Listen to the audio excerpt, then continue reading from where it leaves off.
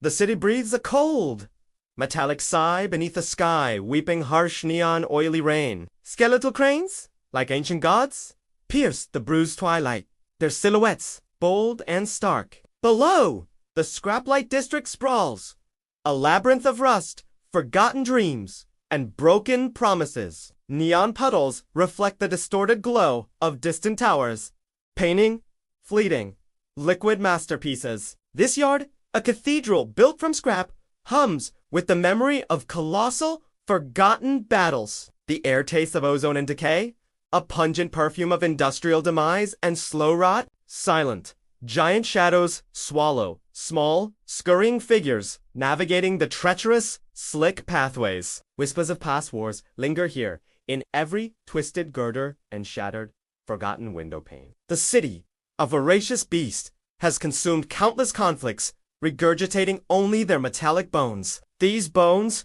picked clean by time and acid rain, lie scattered across the breathing, living yard. Deep within this metallic graveyard, a different kind of life struggles, clinging to thin threads. The crew, a motley collection of pragmatists, faces another day, swallowed by the city's hungry maw. Their faces, grim and worn, reflect the harsh neon glow, etched with the weight of unpaid debts. Elara, the leader, secures a meager haul, her gaze sharp, calculating every single wasted spark. Her hands, calloused and strong, navigate the treacherous market of forgotten parts and whispered deals. Jox, the muscle, hauls heavy loads, his movements economic, his eyes scanning for unseen dangers. He understands the language of stressed metal, the silent groans of dying, overburdened machinery. Kale, the quiet mechanic, meticulously sifts through circuit boards, seeking a flicker of lost power. His focus is absolute,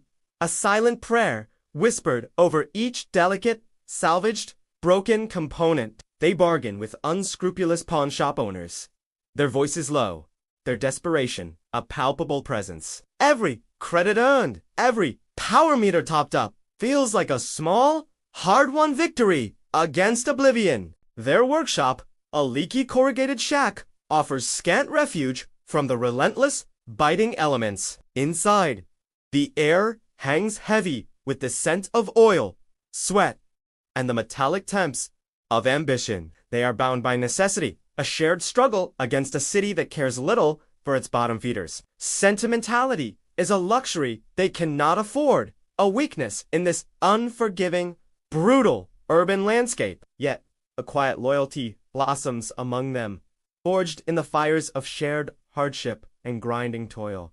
Their future hangs precariously, a single frayed wire connecting them to the next meager, uncertain day. Tonight, the rain intensifies, drumming a relentless rhythm against their thin, vibrating metal roof. A datapad flickers to life, displaying an encrypted message from an unknown, untraceable source. The message offers a job, one so lucrative it immediately triggers a cold, prickling sense of unease. A prohibited lot, deep within the forgotten sectors.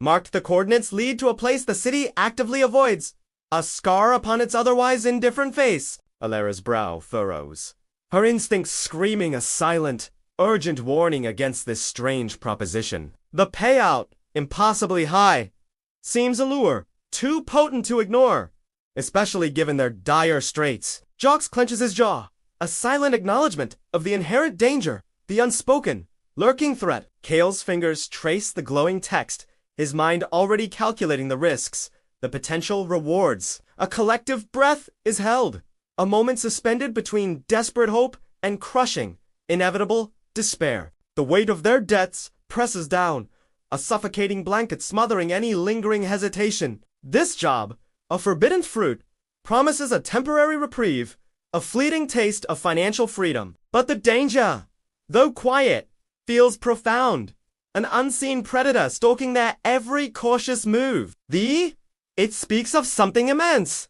something the city wishes to erase, to bury forever. Elara makes the decision, a heavy burden settling upon her weary, strong shoulders. They prepare their gear, their movements efficient, practiced a silent, grim ballet of preparation. Torches flicker, casting dancing shadows across the grimy walls of their humble, makeshift sanctuary. The rain continues, its relentless assault, a fitting soundtrack to their perilous, impending journey. They load rusty tools, cutting torches, and heavy cables into their sputtering, old transport vehicle. The engine coughs to life, a wheezing protest against the damp, cold, oppressive night air. As they depart, the yard seems to hold its breath, watching their small, brave, foolish departure. The narrow, winding alleyways glow with the eerie, reflected light of the neon city. Warning stripes, like ancient ritual paint,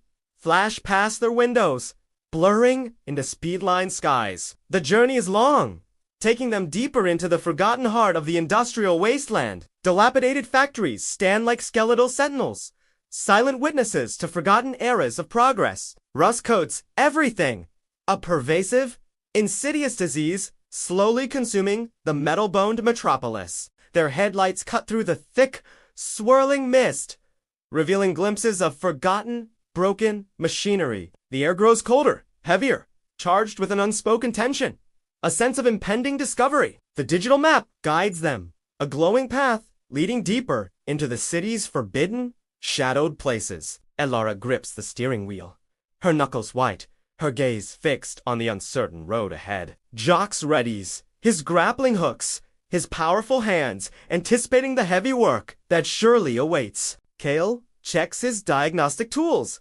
ensuring they are ready for whatever strange power they might encounter. The silence in the cab is thick, broken only by the rhythmic hum of the engine and falling rain. They pass abandoned warehouses, their broken windows like vacant eyes staring into the dark void. The further they drive, the more oppressive the atmosphere becomes, a heavy blanket of forgotten history. Finally, the vehicle shudders to a halt before a massive, rusted chain-link fence. A faded sign warns. The gate is rusted shut, secured with multiple heavy corroded padlocks, defying easy access. Jox retrieves heavy-duty cutters, their blades gleaming ominously in the vehicle's dim lights. The metal shrieks in protest as the cutters bite deep, a jarring sound in the silent night. The gate creaks open, revealing a desolate, overgrown expanse, shrouded in heavy, clinging fog. The air here is thick with the scent of damp earth and ancient,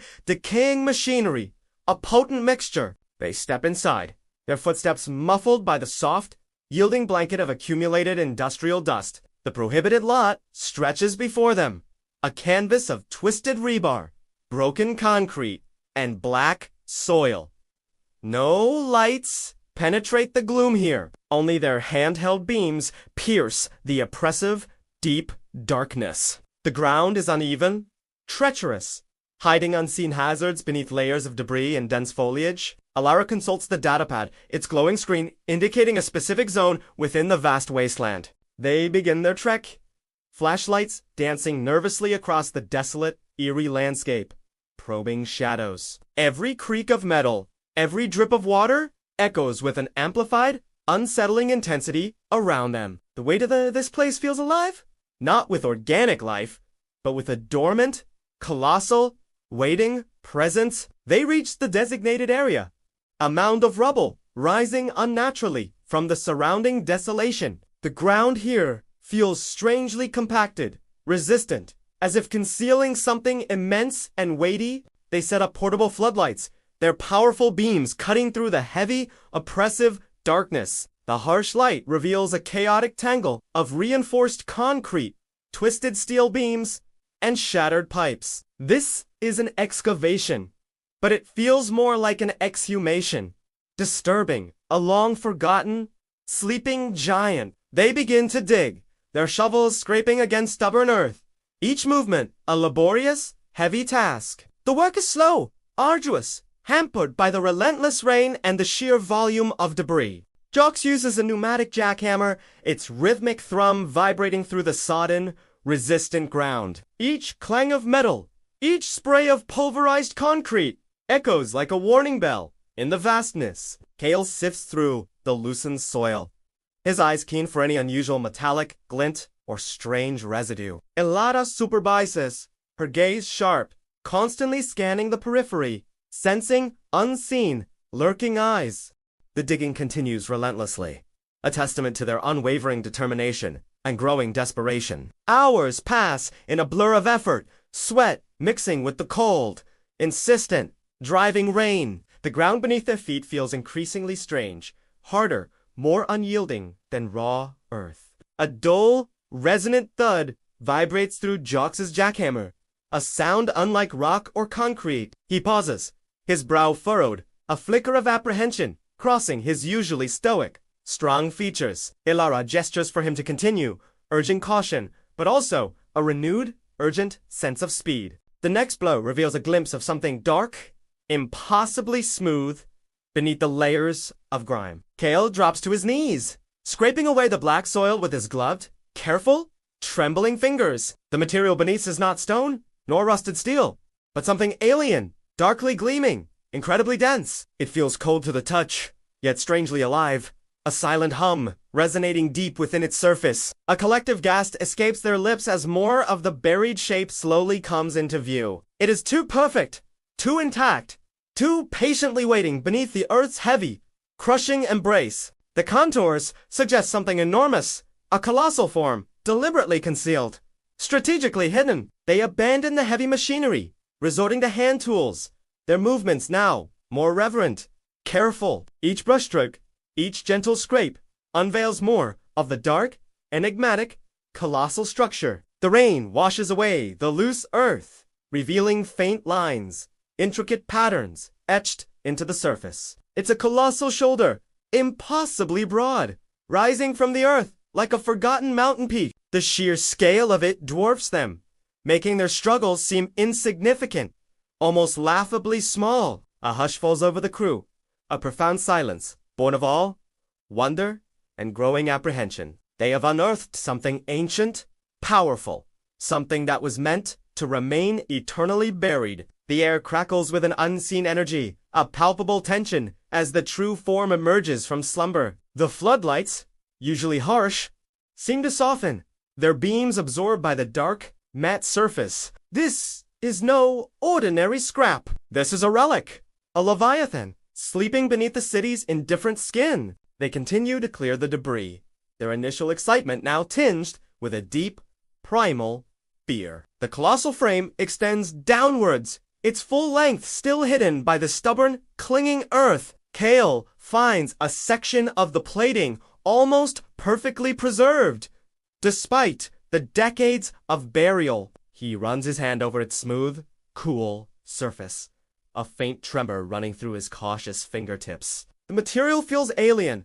unlike any metal he has ever encountered in his years of salvage work. It seems to absorb the light, drawing it into its dark depths, a silent, hungry, waiting void. Alara's gaze sweeps across the immense form, a strange mix of dread and fascination in her eyes. This discovery changes everything. Their small lives are now irrevocably bound to this sleeping giant. Jox tests the exposed plating with a small scanner, its readings baffling, utterly indecipherable. The device whirs erratically, then simply shuts down, overwhelmed by the Titan's strange, silent presence. The rain continues, its soft, rhythmic drumming, a lullaby for the awakening metal beast below. They work through the night, their efforts fueled by a growing sense of urgency, an unknown imperative. The air grows heavy, thick with the scent of wet earth, old metal, and something indefinably ancient.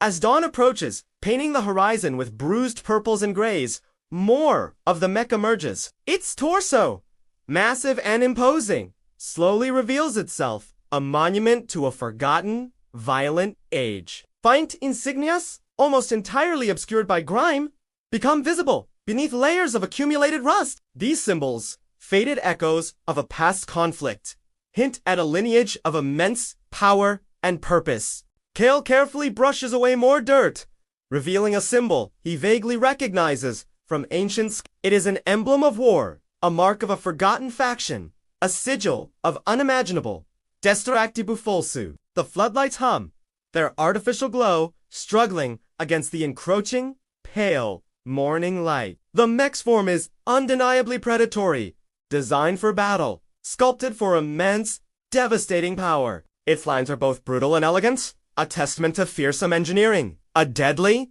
beautiful design. Elara feels a pull, a strange connection to the sleeping giant, a whisper from its cold, metal heart. She extends a gloved hand, her fingers hovering just above the mech's dark, unyielding surface. A faint static crackles in the air, a barely perceptible shimmer of energy around her outstretched hand. Jox and Kale, watch! Their breaths held, sensing the profound significance of this silent, tense moment. Her fingertips make contact with the cold, smooth plating, a touch both tentative and utterly resolute. A sharp snap of static electricity jolts through her, a sudden, unexpected, powerful surge of force. The yard's dim lights flicker wildly in response, their feeble glow momentarily brightening, then dimming. A low hum emanates from deep within the earth, a sound felt more than heard, reverberating through them. The very ground trembles faintly, a subtle vibration that speaks of immense, dormant power stirring. Elara recoils, her hand tingling, a strange warmth spreading through her veins from the contact point. Her eyes widen, reflecting the flickering lights, a mixture of shock, fear, and dawning comprehension. The Titan is not dead. It merely sleeps, its immense power waiting for a catalyst, a new awakening. Suddenly, a distant, high-pitched whine cuts through the still, heavy morning air. Above them, dark shapes appear, sleek and silent, gliding through the low, hanging clouds. Corporate drones, their optical sensors glowing with an ominous, predatory red light, begin their scans. The crew freezes instantly, like prey caught under the sudden, harsh glare of a hunter's moonlight. Their small forms are swallowed by the giant shadows cast by the drones and the towering mech. They huddle close to the Titan's exposed shoulder, seeking refuge in its immense, dark, metallic form. The drones sweep overhead, their silent gaze meticulously mapping the derelict, forgotten landscape. Their sensors are designed to detect anomalies, to identify anything out of place in this desolation. Yet, miraculously, they pass over the colossal mech, their scans seemingly blind to its presence. The Titan, still mostly buried, remains unseen, an invisible behemoth to the corporate, watchful eyes. A collective sigh of relief escapes the crew, a quiet exhalation of held breath, almost silent. But the moment of reprieve is fleeting, replaced by a fresh wave of chilling, stark realization. The clock has begun, its unseen hands ticking down, marking the inevitable discovery, the coming conflict. The corporate world, always hungry, always seeking, will eventually find its way to this hidden treasure. The drones eventually fade into the distance, their eerie hum diminishing, leaving an unsettling silence. The crew remains motionless for a long moment, their hearts pounding in their chests, a frantic rhythm. The rain begins anew, a soft, insistent drizzle, washing away the last traces of corporate intrusion. But the sense of being watched,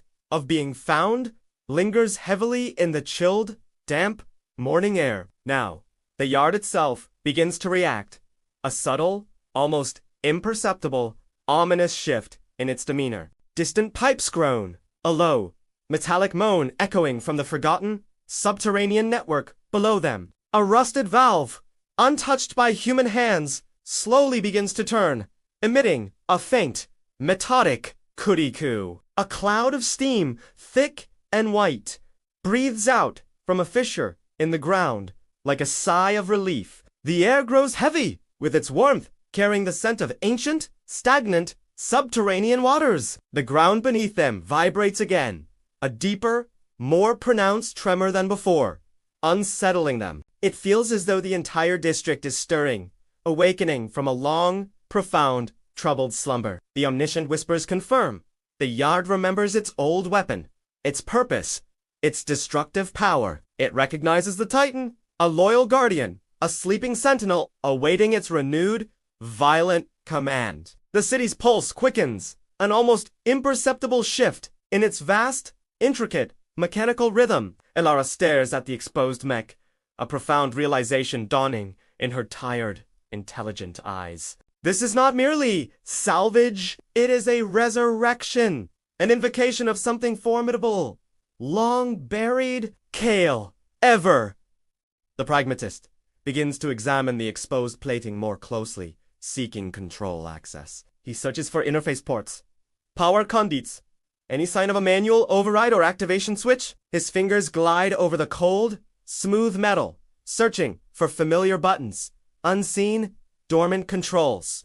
No buttons, no visible switches, no traditional interfaces. Break the mech seamless alien surface. It is a design of terrifying simplicity, an organic extension of will, not a mere machine. Kale taps gently on a sealed panel, its dark surface reflecting his worried, perplexed expression. He tries a small diagnostic pulse, but the panel remains inert, unresponsive to his technical probes. Frustration flickers across his face, a rare emotion for the usually composed, methodical mechanic. Ilara watches him, a growing sense of unease coiling in her gut, a knot of dark premonition. She places her palm flat against the same sealed panel, a gesture of quiet, desperate curiosity. Immediately, a faint warmth radiates from the metal, spreading beneath her gloved, steady hand. The heat is subtle, yet undeniable, emanating from deep within the cold, unyielding, dark plating. No switches were touched, no power connected, no external force initiated this strange, internal heat. Kale and Jock stare, their eyes wide with disbelief, witnessing the impossible, the truly inexplicable. The warmth intensifies, a steady, growing pulse beneath her palm, a living, vibrant energy. Now, a faint, almost inaudible thrum emanates from the mech's core, a soft, resonant vibration now felt. It is not the grind of gears or the whine of circuits, but something far more organic, primal. A rhythmic pulse, deep and slow, begins to resonate. A distinct, powerful thunk, thunk. It reverberates through the ground, through their very bones, a colossal heartbeat testing its chains. The sound seems to echo the heavy, oily drops of rain, a synchronized rhythm with a storm. Alara's breath catches in her throat, her hand still pressed against the warming, living metal. Her eyes, wide and luminous in the dim light, reflect a terrifying, thrilling, profound realization. This Titan chooses. It feels.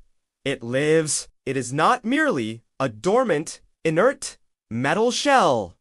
The thunk grows stronger, more pronounced, a steady, insistent rhythm filling the dark air. The surrounding scrap heaps seem to lean in, listening, acknowledging the return of their silent king. The city itself, a sleeping leviathan, seems to stir, responding to the Titan's awakening pulse. A distant streetlight flickers, then goes out, plunged into sudden, profound, absolute darkness. Another follows, then another. A chain reaction of blinking lights across the distant skyline. Dogs in faraway districts begin to howl, their mournful cries carried on the damp, cold night wind. The sound is primal, ancient, a recognition of something immense, something truly terrifying stirring. The rain falls harder, faster, as if the sky itself weeps in response to the mech's reawakening. The air crackles with unseen energy, a palpable tension that stretches the very fabric of reality. Jox takes a step back, his face pale, a silent prayer forming on his chapped, trembling lips. Kale drops his tools, his scientific mind struggling to comprehend this impossible, mystical, profound event. This is beyond technology. It is something fundamental, something deeply ingrained in the world's very core. The Titan is choosing them like a heartbeat selecting a body, a dark, dangerous, undeniable bond. But is it mercy, this sudden, powerful connection, or a sentence, a heavy, inescapable fate? The question hangs heavy in the air, unanswered, a silent, terrifying, profound enigma. Now, the immense shadow of the mech looms over them, swallowing their small forms in its dark, cold embrace. Its presence is overwhelming, a force of nature, a sleeping god now slowly, softly, stirring to life. The thunk continues, a relentless, growing rhythm, filling the entire, vast, desolate yard. Their petty deaths, their small lives, now seem insignificant against this colossal, unfolding destiny. They are no longer just salvage. They are accidental custodians of a sleeping, ancient, Metal God. The core of the Titan hums. A melody that resonates not just through metal, but through their souls. It calls to something deep within them. An echo of a forgotten past. A whisper of future wars. The glowing hearts of the distant towers seem to dim, overshadowed by this new, darker, rising power. Elara slowly pulls her hand away, the warmth lingering on her skin, an indelible, burning mark. Her gaze is fixed on the panel, now cool again, its secrets hidden once more beneath cold metal, but the pulse continues. A silent promise, a powerful threat, a deep, resonating thrum. The yard, once a graveyard, now feels like a living lung, inhaling and exhaling around the Titan's sleep. Each breath of steam, each groan of pipe seems connected to the mech's slow, deliberate awakening. The storm above intensifies, mirroring the turmoil and power brewing deep within the earth below. Lightning flashes, illuminating the Titan's silhouette, a fleeting, terrifying vision of its grandeur. Thunder rolls, a drumbeat accompanying the mech's internal, rhythmic, powerful thrumming pulse. Now, the crew stands transfixed, caught between fear and a strange, compelling, irresistible fascination. They have stumbled upon a secret far grander, far more dangerous than any they could have imagined. The fate of their small crew, and perhaps the city, now rests upon this giant's awakening. The rain washes over the mech, revealing more of its intricate, ancient, war-torn surface. Old scars, faint but visible, crisscross its plating, telling tales of forgotten, colossal battles. Each mark is a story, a testament to its endurance, its formidable power, its violent history. The ground beneath them feels charged, alive, humming with the Titan's deep, resonant energy now. The sky above, a canvas of bruised purples and blacks, mirrors the dark fantasy unfolding below. The Titan's awakening is not merely mechanical. It is something primordial, magical, deeply spiritual. Its hidden heart, made of borrowed metal, beats a rhythm that transcends time, space, and memory. The crew glances at each other, a silent understanding passing between their tired, worried faces. They are in too deep to turn back now. Their destiny is irrevocably intertwined with this giant. The promise of immense wealth seems trivial now, overshadowed by the weight of this profound discovery. What will happen when the Titan fully awakens? What purpose will it serve in this shattered world? The questions linger, haunting, terrifying, yet also strangely exhilarating in the cold, wet air. The thunk intensifies further, a clear, unmistakable, powerful internal pulse. It is a heartbeat, strong and steady, a testament to the life stirring within the dormant shell. The ground trembles more noticeably, a deep, resonant vibration, shaking the entire, vast, desolate yard. Small pieces of loose rubble shift and fall, disturbed by the Titan's growing internal power. The air around the mech shimmers faintly, a distortion visible against the dark, rainy backdrop. This is the unmistakable sign. The Titan is not inert, not dead, but profoundly, powerfully alive. Its long slumber is ending, its ancient purpose stirring from the depths of forgotten history. The crew stands rooted, unable to move, held captive by the sheer magnitude of this unfolding event. Their hearts race, mirroring the Titan's slow, deliberate, powerful, rhythmic, internal pulse. Now, the future, once bleak and uncertain, now feels impossibly vast, fraught with untold dangers. The true nature of the Scraplight Oath begins to reveal itself, a heavy, binding, unavoidable truth. Repair is not just a moral act. It is an act of destiny, a forging of new, terrible chains. The questions echo. Who owns a body made of scrap? Who owns a war's devastating leftovers? If a Titan chooses you, is it mercy, a blessing, or a profound, inescapable, lifelong sentence? The answers remain elusive, hidden within the Titan's mysterious, ancient awakening. Heart now. The rain continues, a relentless curtain falling over the momentous, unfolding scene below them. The yard breathes, a living entity, its fate inextricably linked To the rising, metal giant, the sounds of the city fade, replaced by the Titan's pulse, the storm's roar, the dog's distant howls. This night marks a turning point, a profound shift in the very fabric of their existence. They are no longer just survivors. They are now participants in a story far grander, far older. The Titan stirs, its ancient power slowly gathering, preparing for its glorious, terrible return. The thunk echoes a final, powerful beat, resonating through the dark, wet earth. The sound fades, leaving only the rain, the wind, and a profound, unsettling, ominous silence. But the knowledge remains. The giant lives, and its secrets have only just begun to unfold.